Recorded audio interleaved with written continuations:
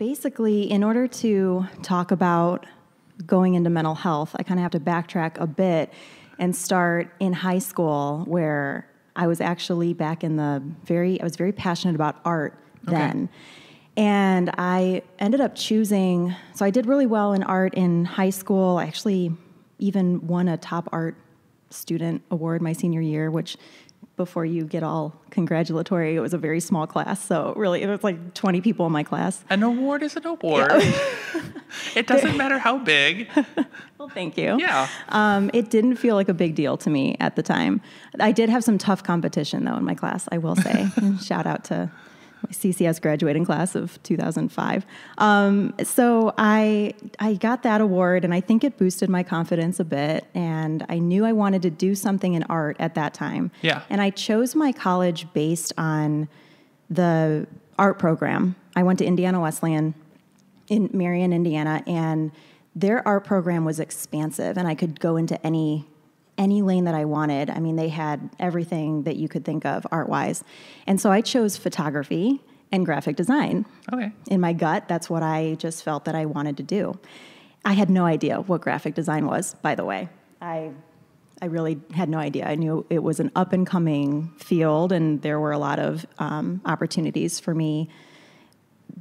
I thought that I would maybe like it, and it would match well with photography, so I chose those. Then 1 week before I was about to move to college, before my classes started, I had what you can only describe as a complete meltdown, total meltdown. Really? I started second-guessing everything. My decisions to go to that school and my majors, and second-guessed everything. And I thought, what am I doing? I can't be an art major, and I can't have a career in these things. And I got scared, and I thought graphic design is, I really think I thought that graphic design was, I thought that they were bridge trolls, like that they were isolated and they were working on their computers, 60 hours a week with no human interaction. And I thought, I don't want that life. I want to work with people. Yeah. That's where my heart is. And nobody, by the way, told me that graphic designers work very closely with people all the time. Well, you didn't ask anyone. You just your brain went off on a tangent, and you're Yes. like, I have to listen to my brain. It knows what it's talking about. Yes. When in reality, it doesn't always know that. Oh my gosh. So I got so scared, and I called my academic advisor 1 week. Again, this is 1 week before classes started. And I said, I need to change my major right now. And she said, okay, to what? Are you going to switch to maybe interior design or photojournalism, something in the arts? Yeah. Social work. Please change my major to social work. And she was so concerned. I could hear it in her voice. She was like, Tiffany, are you sure? And I said, yes, I'm positive. And I gave her some reassurance that this was the right thing for me. And she said, okay, just in case, I'm going to enroll you in this class called Life Calling, where you're going to gain some clarity in your decision. And I said, no, I don't need that class. And she goes, no, yes, you do. So That's I a took good the counselor. class. Yeah, yes. She cared. She didn't just be like, oh, you're fine. Just whatever. Go ruin your life. Bye. Exactly. She made me take the class, which was a great class. I took every single personality assessment, career assessment, strength assessment, everything. And I learned in that class that I was most cut out for 2 jobs. First one, family counselor. Second one, photographer. So there's my dilemma again in the face, and so I continued in my social work program. I did very well, and I enjoyed it. And I was always doing photography on the side. Mm-hmm. And then when I graduated with my social work degree, it was time to find a job. So I looked in Cleveland. I was living downtown at the time, and applied for several positions, just entry-level casework jobs, and they all paid in the $8 an hour range. And I thought, this is not what I am in this much debt for and why I got this degree, but it was social work, and so I sort of half expected that anyway. Yeah. But I was thinking, no, I can't. I've got to find something else to do. So I will go back for my master's degree and increase my income opportunity, and I'll do that, and then I'll do something else on the side in between until I can increase my, what's the word that I'm looking for? Income? Yeah, we're going to have to cut this part out, aren't we? No, we're good. I like this.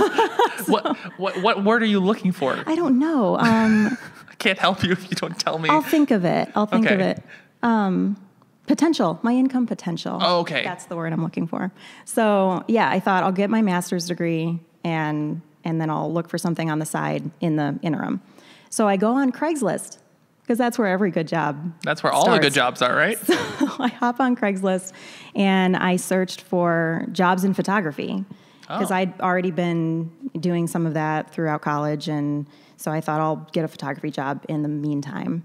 And there was a job listed at House of Blues for a concert photographer. Nice. And I thought, I can do that. I mean, that's music, photography, two of my favorite things. I'll apply for that. So I applied and I got the job. And the job it was explained to me when I got it that it would be a short-term thing because it was a company that was contracting with House of Blues. Okay. And they were doing this thing where you take pictures of people and then you sell them their photo and, one of those weird... it only works in tourist cities. Yeah. So poor Cleveland. So they said, it's not going to last longer than maybe a couple months. It would be a great summer job for you. And I said, okay, I'll do it. Within about a week of working at that job, I was liking it. Everything was going pretty well. I got approached by the guy again who hired me, and he said, we'd like for you to manage the team. So will you be the city manager? It sounded like a big position, but really it just meant that I was in charge then of hiring, firing, schedules, and all of that. So I accepted, and it was a salaried position. Here I'm like 22 years old. Now I'm making a salary at this temporary, short-term job that I'm told that it won't last very long. And eventually it did fizzle, but I managed that team through November. I think it lasted a solid 6 whole months. But they only thought it would last a couple. Yeah. And so at the end, when that job did fizzle, I was heartbroken because then I had to tell all of my team that they no longer had a job, and it was sad. But the company who had hired me, they were based out of San Francisco. One of them called me up and said, Tiffany, we would like to offer you a job in San Francisco because we think that you have management potential. I laughed. I was like, nope, wrong person. I don't. And I didn't see it. And I was flattered, but I turned down the job. I turned down that opportunity. Wow. And I was also, I think I was just very much in a place where I didn't see what they saw. I was not very confident in my own abilities. It's strange when someone's confident in something that you're not, and it's about you. It's you almost feel like you're lying to people. Like, at least that's what I felt like. It's like, oh, I'm giving you false hope in me. Like, I'm not that good. That's exactly what it was. I really thought that that they were tricked. Yeah. I thought that they were tricked. And like I said, I was very flattered, and I turned it down. I was also in a relationship at the time with someone who was really dedicated to his career path, and he was very grounded in Cleveland, and there was no way that I felt like I could present it and say, hey, I have this opportunity, and can we consider this? I don't even know if I brought it up to him. Really? I think that I might have mentioned it, but then made it sound like I wasn't interested or something. Oh, you played it off? Mm-hmm. Because I just didn't think that it was even an option. So I just kind of, okay, well, that's cool, and passed on it. Do you regret that? I think about it today. I think about it sometimes and wonder where I would have been if I had taken it. If that presented itself to me today without a thought, of course I would accept it. I would do it. But again, I didn't have that confidence that they saw in me. I didn't see what they saw. So, and the fear just kind of gripped me, and fear will do that. But so I don't know if I don't regret where I ended up today. Yeah. But it's very interesting to think about what that life would have been. Like, yeah, it's.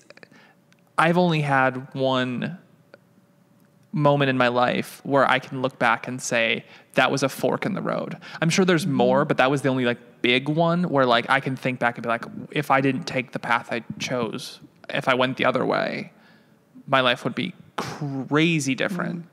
But do you feel like since you stayed here and were able to build up the way you did it build up your confidence by staying here? Like, were you able to like, I mean, I don't know how confident you are in your skills. Like, I know it took me a really long time. It took me a while. Even to become like, to be able to say like, I'm okay at what I do. Yeah. Oh, I didn't call myself a professional photographer until maybe 3 years ago. I mean, I've been shooting for probably 12 years. It took me a really long time. So yeah, I hear you.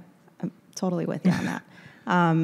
But yeah, I think staying here and building a client base, it has built up my confidence, but it took me forever to get to that point. So I guess that moment though for me was a huge turning point because I had this opportunity in something different, and then it kind of shut down, and I was faced with needing to have a new plan. And I don't know about you, but maybe it has to do with, I'm a firstborn, and I'm big on birth order. I love personality traits that go with your birth order, but I'm a firstborn, so I'm a very stereotypical firstborn. We are overachievers and really hard on ourselves and put a lot of pressure on ourselves, and perfectionists, and, ultra responsible. And I hated not having a plan. And so when I lost that job, here I am unemployed, 22, and I've got my degree, and I could go back and make $8 an hour doing a social work degree or social work job, or come up with a new plan. Yeah. And I hated the idea of somebody asking me, so what are you going to do? And like, what's next? And saying, I have no idea, because that's the truth. I had no idea. So I thought, I'm going to go back to school. Okay. So that's what I did. And looking back on it now, Tom, it's so funny because I can see how I was totally just buying myself time to make a plan. As I didn't have a plan. I had no idea what I wanted. You just wanted to spend that money on a master's degree. I just really wanted to spend that money. So I thought I'm going to go, not that I didn't have a passion for counseling. I really thought that it was something I would excel at, and I had a passion for mental health and still very much do. But I got into the program, and it was 3 years long.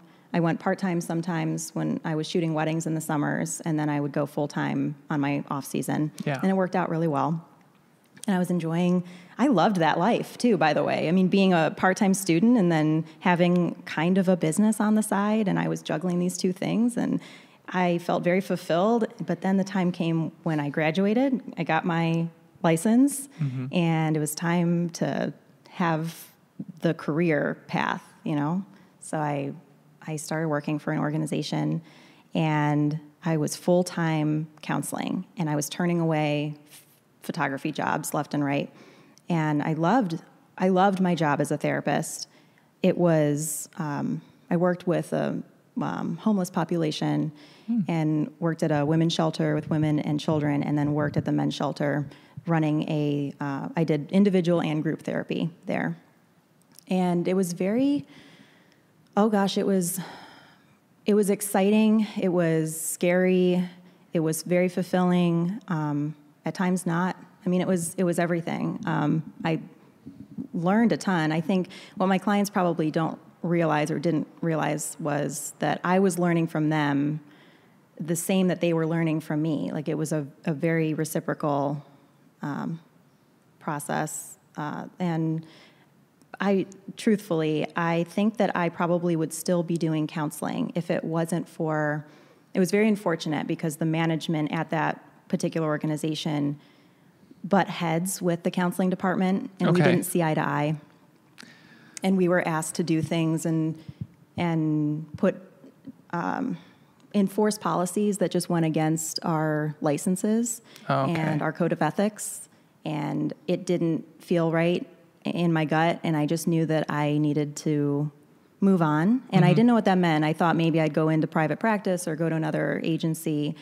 But what ended up happening is I took a temporary break from counseling, and photography jobs just started coming out of the woodwork. Like it was summer when I left. I left last July. Okay. And photography jobs were just all over the place. And I was saying yes to more and more of them because I needed an escape from, they were my outlet from my job. And so when I quit, I had all these photo jobs, and I thought, all right, I'm going to focus on photography for now and really kind of recuperate, because that's what I needed to do. I was burned out. As a therapist, I was burned out. And we take that very seriously in any helping profession. When you're burned out, you can't power through it. There's no such thing as powering through it. Yeah. You have to take time and recuperate. So I thought, I'll do that. I'll get back into counseling. And it just never happened. So here I am, almost a year as a full-time photographer, and I have no plan to get back into counseling. I could. I'm still licensed. Yeah. But there's just no plan to do that. So photography's been going really well for me so far. So I'm just kind of riding the wave. But that's great. I'm really interested. You said that there's no getting past being burnt out.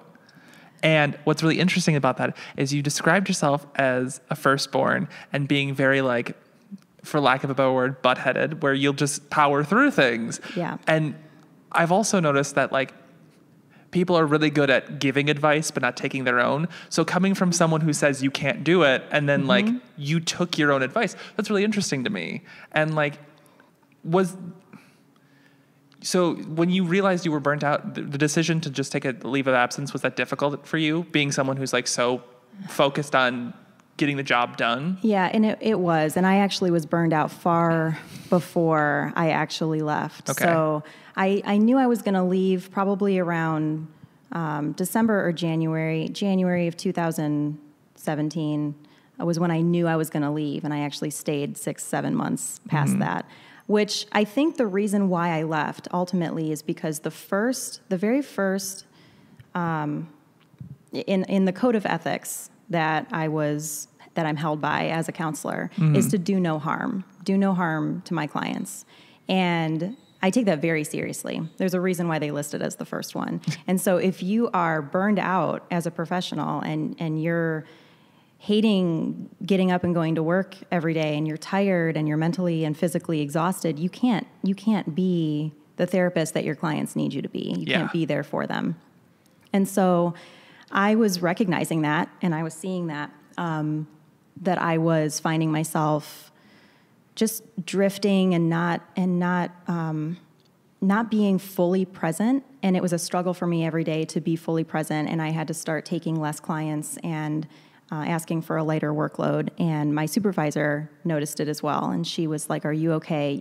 You should take some extra days off." We were all feeling it. Our entire department was so drained, and we had no extra help. It was just the few of us to provide services for for all of our clients. And so it was really tough. So we would trade, days off, and we did what we could. And then finally I just decided ultimately it was best for me, but also completely best for my clients too, that if I wanted to continue to do this, I needed to rest up and recuperate.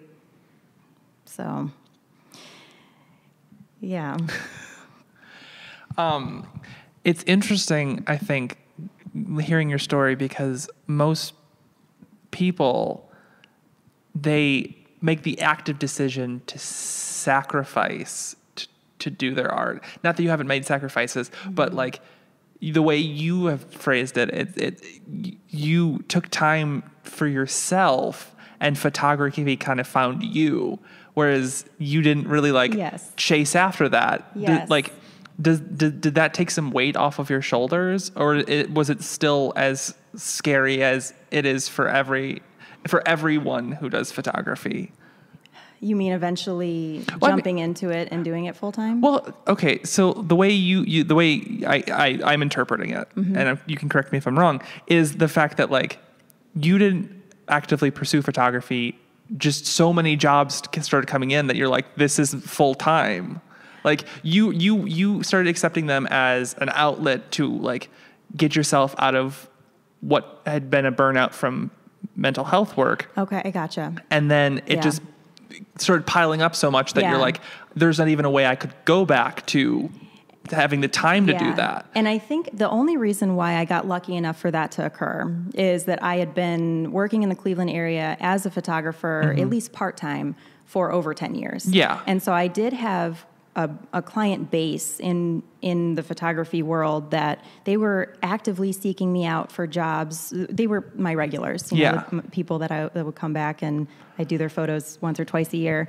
And when I got into counseling, I had to start turning those away. Yeah. But then I was still getting those inquiries regularly, and it wasn't like there were a ton, but it was more than I guess usual. So it's interesting that with the timing being what it was, it just happened to happen that way. But I think that from January to July of 2017, I was starting to put myself out there more as, hey, I do photography on the side. Okay. And so you were making an active effort to like, I was so seeking. it wasn't as like, it wasn't like, wow, I've got as coincidental 20 as you made booked. it. Yeah. Yeah. Okay. That makes a lot of sense. Yeah. And I mean, it definitely helps that you have like a decade of experience under your belt, because like, I'm trying to figure out how to phrase this where I'm not offending anyone. It's very, I think it no matter what time you go into becoming a full-time artist, it takes time being an artist to be able to be successful. Yeah. One, because you have to like grow your chops, but two, people just don't know that you're doing it. Like it takes time just like being out there, and like I do video, I do photo, I do podcasting, and there are still people that don't know I do any of that stuff. Like it's one of those things where I think it's that time is just very beneficial. So do you count that as a blessing that you were able to be so like that you were able to have two passions, and like you were able to use one as a financial so you could do the other as a passion, and then the passion turned into the financial as well? Like, yeah. Oh, I definitely consider it a blessing. I do. It same time though, it can be a blessing and a curse, because here I am juggling those two careers, completely separate career paths. And I could have been very successful in counseling and could be very successful in photography, but I realized that there's no way to do both and give 100% to both. And so I think that probably what held me back earlier from pursuing photography as a career, because obviously I had that gut instinct to pursue it when I was 18. Yeah. I think what held me back is never really allowing myself to see the vision of what it would be like to be a successful photographer. I didn't know what that looked like. I couldn't even imagine what that would be. I saw people out there doing it, and I thought, wow, that's cool, but I don't know how to get there, and I don't see myself doing that. I don't think I allowed myself to really dream. I really didn't. And so that limited my potential. Yeah. And it caused me a complete meltdown. It caused me to second guess myself. But I mean, you're not alone in that. Yeah. Yeah. So like, I mean, like, just as a way of encouragement, like that didn't mess up your life. No, you got to where you were supposed to go. It just took you in the path that you were supposed to take. I took the scenic route. I definitely did. Good way of wording it. Yeah. I took the scenic route to get where I am. But I think, and it's interesting because I've been told by a few people that like I've shared my story with that are mental health professionals that have said like, you would make a good counselor. And I think there is something to say that like people who are there is a certain group of photographers who would also make very good mental health counselors and advocates. I agree. Yeah. So has there been any overlap for you in the two? Oh gosh, yes. Yes. I mean, and that's probably the main thing. I'm so grateful for my counseling experience, my counseling skills transfer over really, really well into photography. So I joke with my brides that when they hire me, they're getting a 2-for-1, because if they have cold feet or if they have a panic attack before they walk down the aisle, that's what I'm you're your there girl. for. Yeah. So, but they really do transfer well. And I have completely changed since going through my counseling experience. I have completely changed my approach to photography. How so? Because now I focus on, I think I used to focus on the technical aspects of taking a good photo. And it was all about how can I get the best quality photo and make it technically perfect. And now, who cares about that? I mean, it's about the connection Speaking my language. that you have with people. And so I've completely shifted in that. And since I've made that shift, and I'm focusing more on my clients having an experience, I focus on them truly having fun, and I get to know them, and I want them to feel like I'm their friend, and I want to build that trust with them. Yeah. Because in therapy, it's all about the relationship with a therapist. If you don't have one with a therapist, if you don't trust your therapist, not very much change is going to be happening there. So I take that approach and I apply it to my work with clients, that I want them to trust me. I want them to feel like we're friends, and it works because I can connect with people pretty easily. That's another thing that from counseling I've learned how to do. Within the first session, if you don't connect with your client, they might not come back for a second one. So you've got to learn how to really connect quickly. So I do that. And then by the time I'm shooting their wedding, I want them to feel like we're all just friends. Like you would have out. been invited even if you didn't have the camera. Yeah.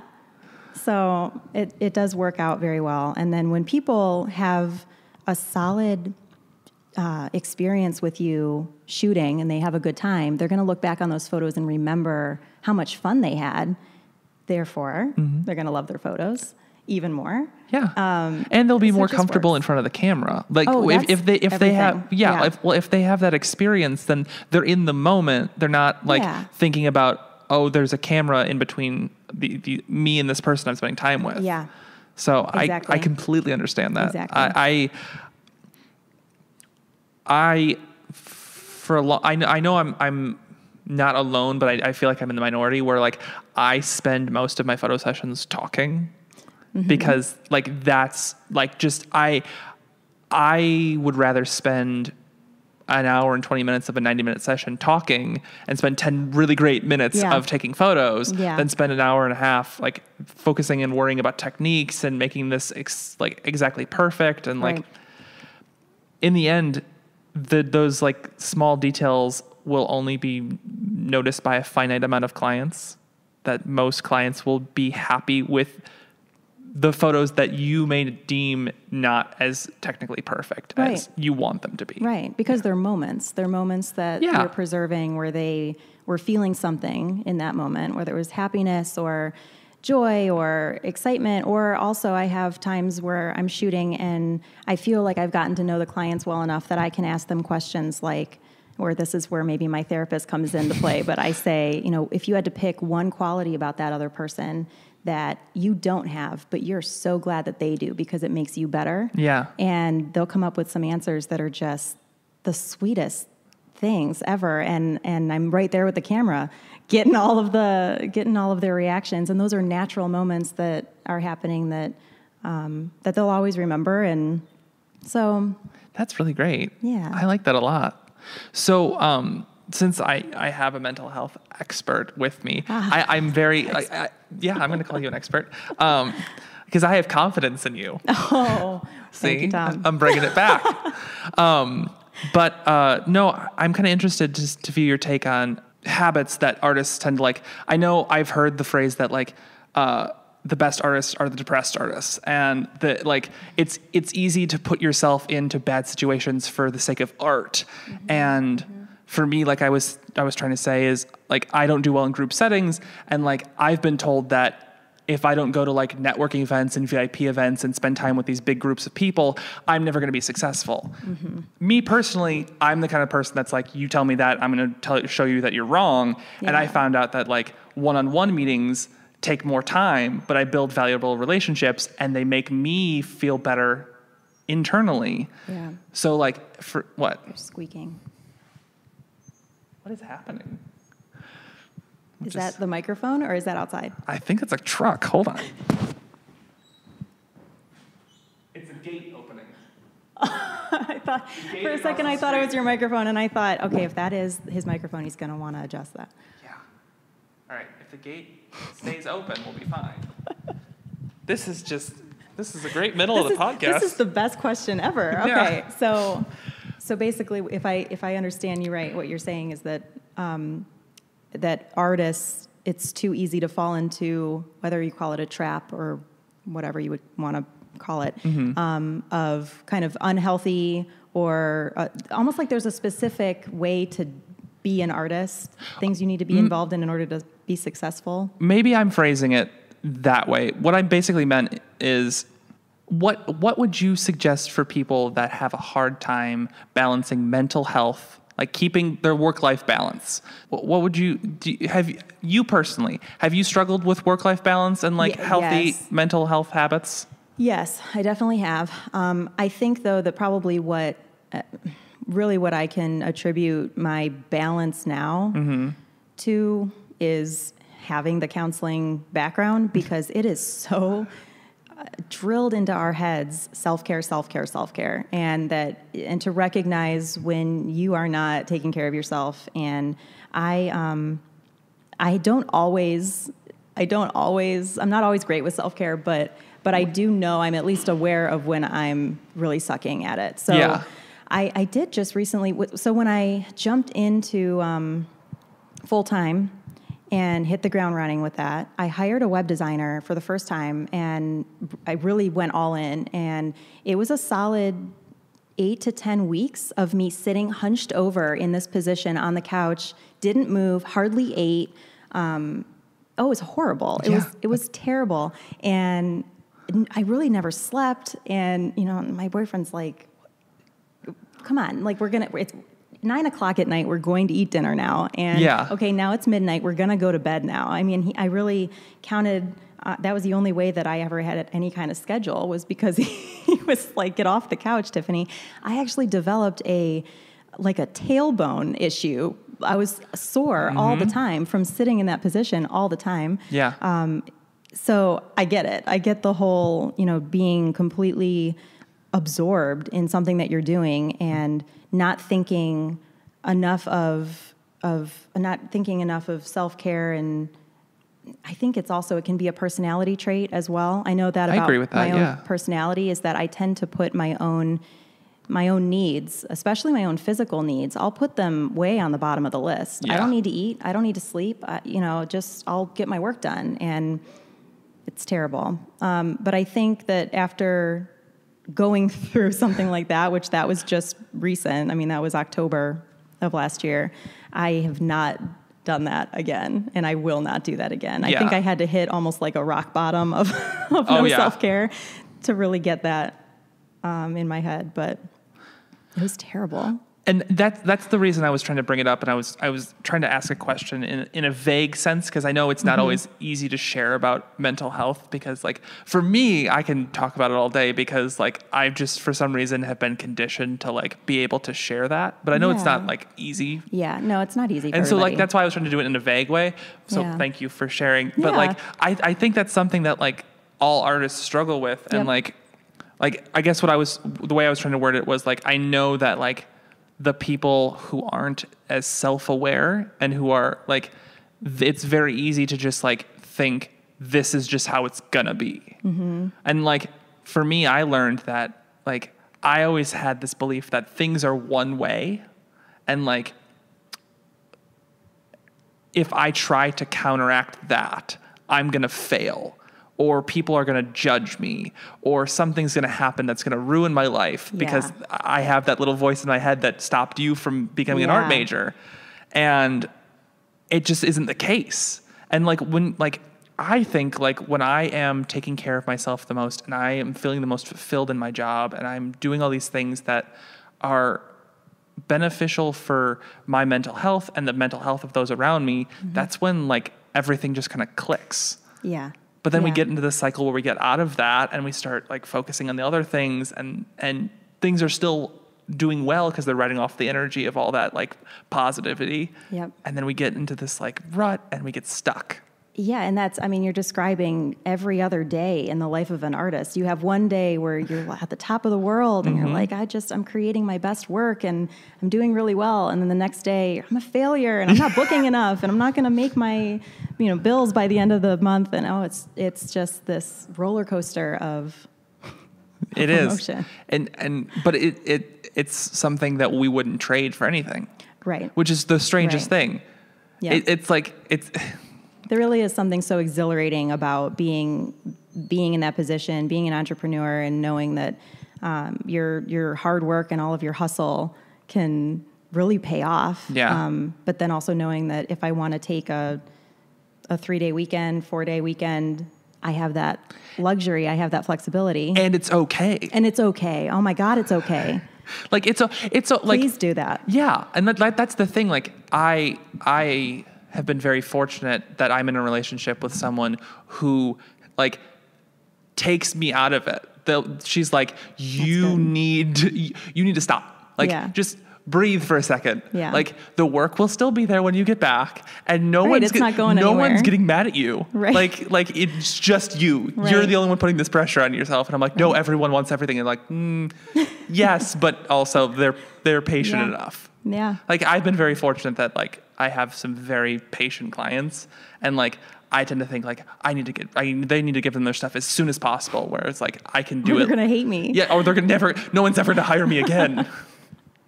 Yeah. So I think you're right. It's just part of being that like, it's just part of being an artist. Yeah. Yeah. It just comes with it.